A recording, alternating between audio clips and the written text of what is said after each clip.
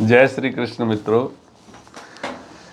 चलिए आज एक भक्ति के ऊपर एक दृष्टांत सुनाते हैं। भक्ति बहुत ही सुंदर होती है। भक्ति के बिना मनुष्य कभी भी आत्म साक्षात्कार प्राप्त नहीं कर सकता। भगवान श्री कृष्ण गीता में कहते हैं कि ज्ञानी भक्त मुझे अत्यंत प्रिय है, और इसलिए वहाँ पे ज्ञानी के साथ भक्त लगाया उन्होंने। केवल ज्ञानी प्रिय नहीं है, उन्होंने कहा कि ज्ञानी भक्त मुझे बहुत प्रिय है। तो भक्त वही होता है जो भगवान की भक्ति करता है। एक कहानी है कि किसी आश्रम में एक साधु रहता था। काफ़ी सालों से वह इसी आश्रम में रह रहा था। अब वह काफ़ी वृद्ध हो चला था और मृत्यु को वह निकट महसूस करके लग रहा था कि अब मैं जाने वाला हूँ। लेकिन संतुष्ट था कि 30 साल से उसने भगवान का सुमिरन ही किया है, उसके खाते में ढेर सारा पुण्य हो गया है, इसलिए मोक्ष मिलना तो तय ही है, ऐसा सोच रखा था। एक दिन उसके ख्याल में एक स्त्री आई। स्त्री ने साधु से कहा कि आपने एक दिन के पुण्य मुझे दे दो और मेरे एक दिन के पाप तुम ले लो। ख्याल में आई तो इसका मतलब सपने में आई। इतना कहकर वह स्त्री लोप हो गई। साधु बहुत बेचैन हुआ कि इतने बरस तो स्त्री ख्याल में ना आई। जब अंत नज़दीक आया तो स्त्री ख्याल में आने लगी। फिर उसने ख्याल झटक दिया और प्रभु सुमिरन में बैठ गया। स्त्री फिर से ख्याल में आई। फिर से उसने कहा कि एक दिन का पुण्य मुझे दे दो और एक दिन का पाप तुम वरण कर लो।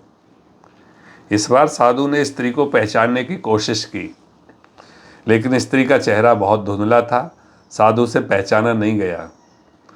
साधु अब चिंतित हो उठा कि एक दिन का पुण्य लेकर यह स्त्री क्या करेगी। हो ना हो यह स्त्री कष्ट में हो, लेकिन गुरुजी ने कहा हुआ है कि आपके पुण्य ही आपकी असली पूंजी है, यह किसी को कभी मत दे बैठना। और इतनी मुश्किल से पुण्यों की कमाई होती है, यह भी दे बैठे तो मोक्ष तो हो गया। हो ना हो यह मुझे मोक्ष से हटाने की कोई साजिश है, ऐसा वो साधु महाराज सोचने लगे। साधु ने अपने गुरु के आगे अपनी चिंता जाहिर की। गुरु ने साधु को डांटा, मेरी शिक्षा का कोई असर तुम पर नहीं पड़ा। पुण्य किसी को नहीं देने होते, यही आपकी असली कमाई है। साधु ने गुरुजी को सत्य वचन कहा और फिर से प्रभु सुमिरन में बैठ गया। स्त्री फिर ख्याल में आ गई। बोली, तुम्हारा गुरु अपूर्ण है, इसे ज्ञान ही नहीं है। तुम तो आसक्ति छोड़ने का दम भरते हो।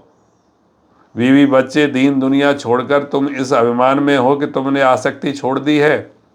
तुमने और तुम्हारे गुरु ने तो आसक्ति को और जोर से पकड़ लिया है। किसी जरूरतमंद की मदद तक का चरित्र नहीं रहा तुम्हारा तो। साधु बहुत परेशान हो गया। वह फिर से गुरु के पास गया।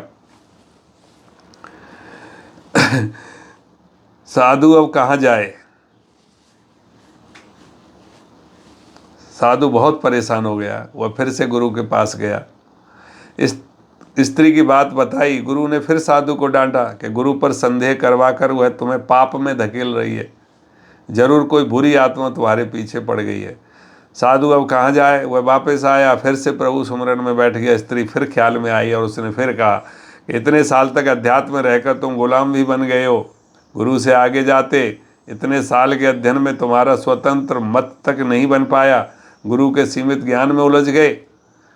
मैं अब फिर कह रही हूँ कि मुझे एक दिन का पुण्य दे दो और मेरा एक दिन का पाप भरण कर लो। मुझे किसी को मोक्ष दिलवाना है, यही प्रभु इच्छा है।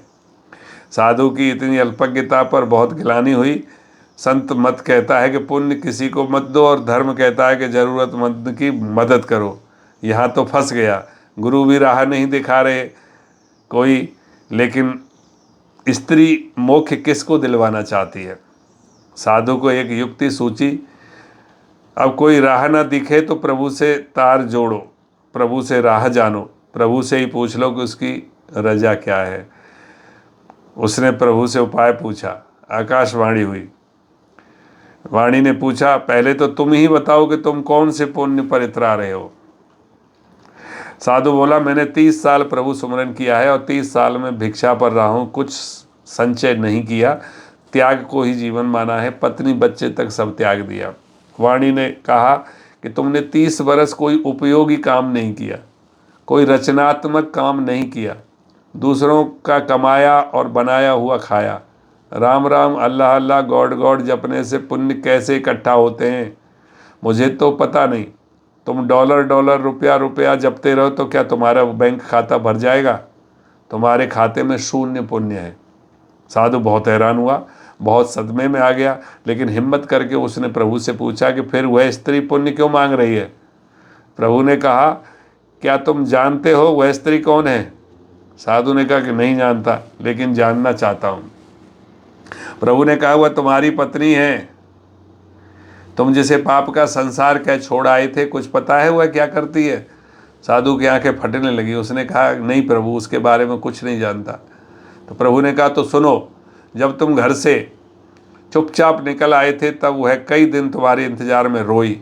फिर एक दिन संचय खत्म हो गया और बच्चों की भूख ने उसे तुम्हारे गम पहुँच डालने के लिए विवश कर दिया।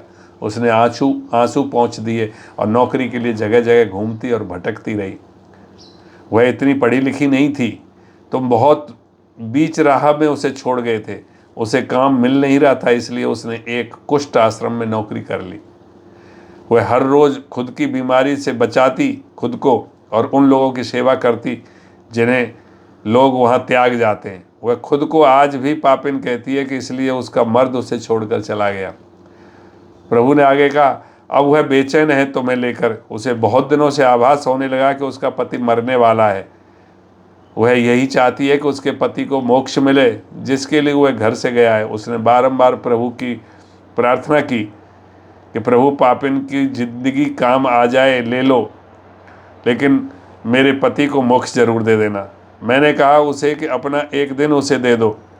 कहती है, मेरे खाते में पुण्य कहाँ है? होते तो मैं एक पल न लगाती, सारे पुण्य उन्हें दे देती। वह सुमिरन नहीं करती, वह भी समझती है कि सुमिरन से पुण्य मिलते हैं। मैंने उसे नहीं बताया कि तुम्हारे पास अथाह पुण्य जमा है, पुण्य सिमरन से नहीं आता।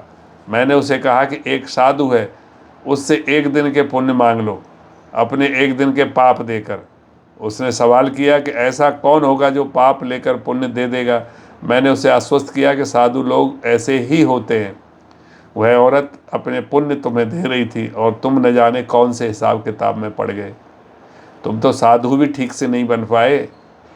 तुमने कभी नहीं सोचा कि पत्नी और बच्चे कैसे होंगे, लेकिन पत्नी आज भी बेचैन है कि तुम लक्ष्य का प्राप्त होवो। तुम्हारी इस पत्नी को कुष्ठ रोग है, वह खुद मृत्यु शैया पर है, लेकिन तुम्हारे लिए मोक्ष चाह रही है। तुम सिर्फ अपने मोक्ष के लिए 30 वर्ष से हिसाब किताब में पड़ रहे हो। साधु के बदन पर पसीने की बूंद बहने लगी, सांस तेज होने लगी। उसने ऊंची आवाज़ में चीख लगाई, यशोदा! उसकी पत्नी का नाम यशोदा था। साधु हड़बड़ा कर उठ बैठा, उसके माथे पर पसीना बह रहा था। उसने बाहर झांक करके देखा कि सुबह होने की थी। उसने जल्दी से अपना झोला बांधा और गुरुजी के सामने जा खड़ा हुआ। गुरुजी ने पूछा, आज इतनी जल्दी भिक्षा पर? साधु बोला, घर जा रहा हूँ। गुरुजी बोले, अब घर क्या करने जा रहे हो? साधु बोला, धर्म सीखने। कितना सुंदर कथा है ये। उन लोगों के लिए कथा है कि जो उतावले में आकर के प्रभु का साक्षात करने के लिए अपने जिम्मेदारियों को छोड़कर संन्यास ले लेते हैं। ऐसे कई संप्रदाय हमारे इसमें भारत में चल रहे हैं जो संन्यास बनने के लिए उत्प्रेरित करते हैं। किसी के घर में एक बेटा है, उस बेटे को भी उत्प्रेरित करके उसको संन्यास की दीक्षा दे करके अपने माँ बाप का जो बूढ़ा सहारा है बुढ़ापे का, उसको भी वो ऐसी ब्रेन वॉशिंग कर देते हैं कि वो संन्यास का जीवन ले लेता है, केवल अपना धर्म समझ करके आत्म साक्षात्कार ही मेरा धर्म है। माँ बाप का कौन बोलेंगे, उनका ईश्वर है। इसी तरह से बहुत से गृहस्थी भी हैं जो पति पत्नी बच्चे सबको छोड़ करके संन्यास ग्रहण कर लेते हैं। ऐसे गुरुओं से हमेशा बचना चाहिए जो अपनी जिम्मेदारियों को छोड़ करके संन्यास के रास्ते पर आपको अग्रसित करने की कोशिश करें। प्रत्येक सही साधु और गुरु का ये कर्तव्य है कि जो भी व्यक्ति उनके सामने दीक्षा लेने आया है, उसका इतिहास जाने, उसके कर्तव्य जाने कि कहीं वो गृहस्थ धर्म से तो नहीं आया है, कहीं संन्यास लेने के लिए आया है, तो कहीं इकलौती संतान तो नहीं है किसी की। अगर वो इकलौती संतान है तो क्या माँ बाप की उसको आज्ञा है? कभी भी कोई माँ बाप इकलौती संतान को सन्यासी होने की आज्ञा नहीं देता है, क्योंकि हमारे शास्त्रों के अनुसार उसका वंश कैसे चलेगा, वो भी एक धर्म मर्यादा है। इसलिए कभी भी उतावले में आकर के ये सुन करके कि सन्यास है, त्याग है, ये सारे हमको आत्म साक्षात्कार करा देंगे, उसके उतावलेपने में आकर के तुरंत घर छोड़ नहीं देना चाहिए। जय श्री कृष्ण। धन्यवाद। अगर आपने मेरा चैनल अभी तक सब्सक्राइब नहीं किया है तो कृपया चैनल सब्सक्राइब अवश्य कर दीजिए। जय श्री कृष्ण।